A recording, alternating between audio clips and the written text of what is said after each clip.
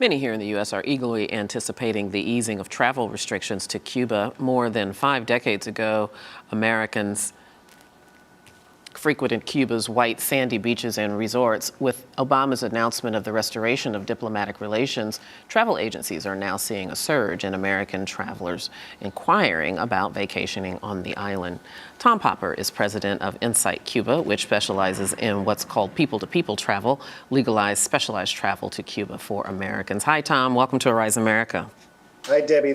Great to be here. I understand that inquiries have really surged since the president made this announcement earlier this week. But in truth, you have been organizing trips for Americans to Cuba for quite some time. That's correct. We were actually one of the pioneers back in 2000 under the similar provision of people-to-people under President Clinton, and have been doing so really ever since. I think, though, the average American, if they do travel to the Caribbean, of course, have not been to Cuba, and they only see the news footage that is put on the evening news, have no idea what the island of Cuba is like. First of all, just talk in general about the natural resources of what Cuba is like and what it looks like. You know, it's amazing because you said it just right. We all have this picture in our head of what Cuba is going to be like when we get there, if we get there.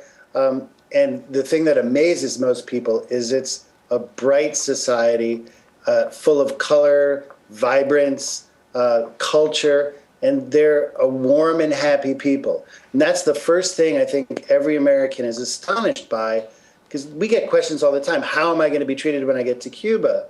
And they're treated with respect and friendship, and everybody wants to reach out to. But even in addition to that, Cuba is such an incredibly diverse country. You have the Caribbean Sea, you have incredible cities with Spanish colonial architecture on such a widespread basis. It's just jaw-dropping how incredibly beautiful it is. You have mountains, you have valleys, you have rivers.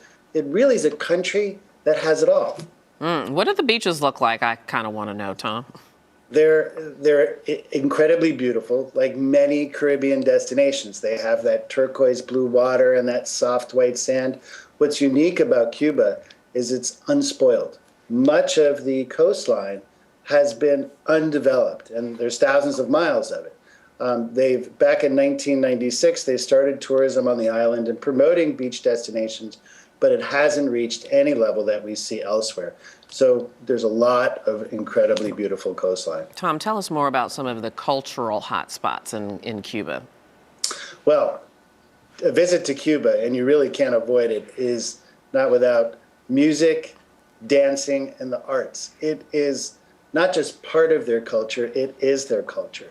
You see people singing on the streets. You go to the famous Malecón, which is the seaside boulevard that separates the Caribbean Sea from the city. Cubans are out there singing, playing guitar. You could walk down a street. I've walked to meetings and heard music emanating down a street and had to follow it, and then ended up being late for the meeting. But the artist community is widespread across Cuba. The promotion and the embrace of the arts is just incredible. It will be some time. Of course, the trade embargo is still firmly in place as per the law passed by Congress. Don't know whether or not that will be lifted, although travel to Cuba will probably get easier. But tourism to the levels that Americans are used to takes infrastructure. First of all, does Cuba currently have an infrastructure to handle an influx of tourists? And if not, how long do you expect that would take? Well, it depends how many tourists we're talking about. There is a limited infrastructure. I spoke to the Minister of Tourism a number of years ago and asked him that very question. And I said, you know, once things do ease, and one day they will, hopefully we'll be alive for it, what would the scenario look like? And he said, well, we've been anticipating this for many years. Until we know more that Americans will be coming, we're going to wait before we make the investments. But there is incredible hotels in the cities of Havana and Santiago de Cuba, which is all the way on the east side. There's in Havana, in the old city, there's numerous hotels that are classic, been restored. They're in a UNESCO heritage site.